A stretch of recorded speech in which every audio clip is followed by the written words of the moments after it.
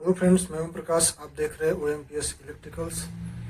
यहाँ पे हमारे पीछे एक पैनल है जिसको हम बस बार पैनल बोलते हैं। तो इसका वायरिंग कैसे किया गया है और इसका डायमेंशन क्या क्या है वो आइए देखते हैं। चलिए शुरू करते हैं।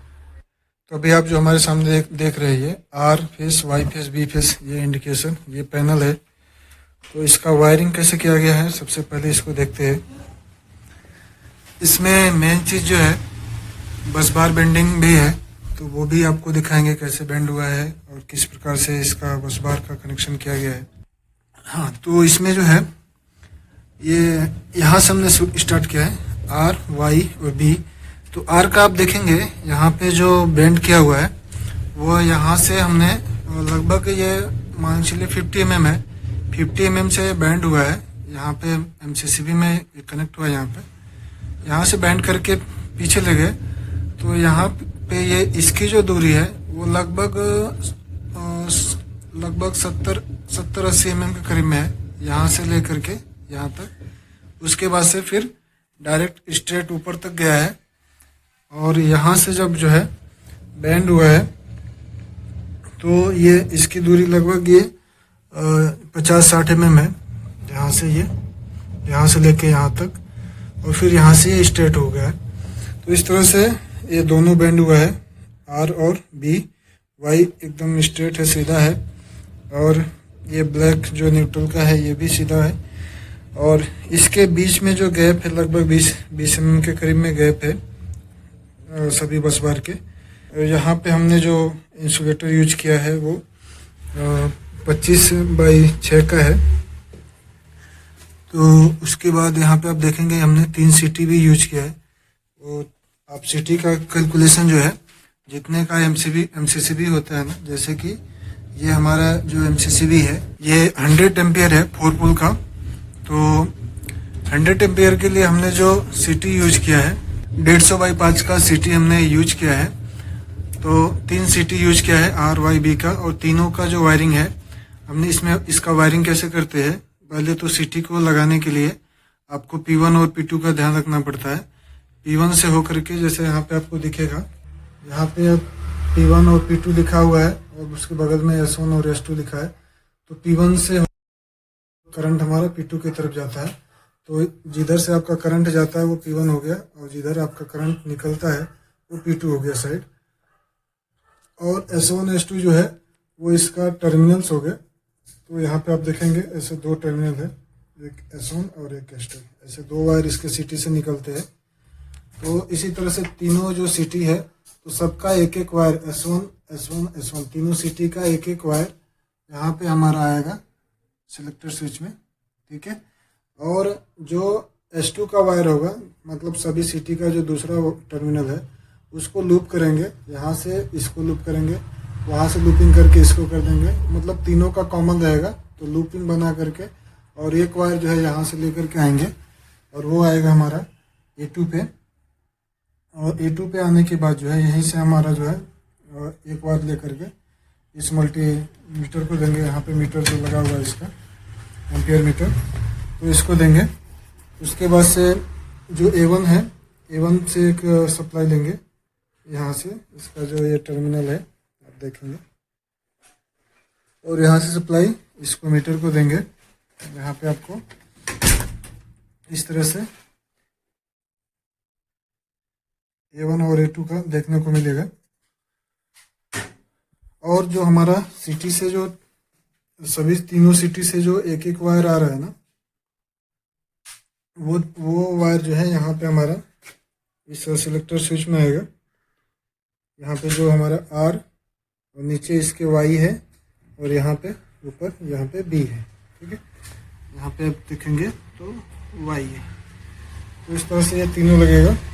अगर आपको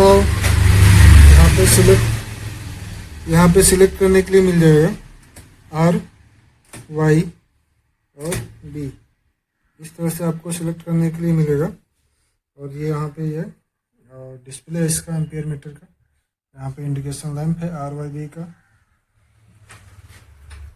और हमने अभी जो है इसका वायर जो है यहाँ पे आप देखेंगे, इधर जो आउटपुट सेक्शन है तो यहाँ पे 63 का 4 MCB यूज किया है 4 पोल का, और 32 का 4 पोल का 4, और 32 का नीचे देखेंगे तो यहाँ पे 4 है लेकिन ये 2 पोल का है। ठीक है, तो जो 63 एम्पियर का जो MCB हमने यूज किया, MCB यूज किया है सॉरी, तो उसके लिए हमने 16 का वायर यूज किया है, 16 स्क्वायर mm का। तो ये जितना भी 63 का है उसके लिए 16 का यूज किया है। जो 32 का है उसके लिए हमने 6 स्क्वायर mm का यूज किया है, और सेम 2 पोल में भी 6 का ही यूज किया है। ये सभी जो वायर है आपको जो दिख रहा है, ये सब वायर ये हमारा बस बार को आकर के यहाँ पे सभी को कनेक्ट होता है।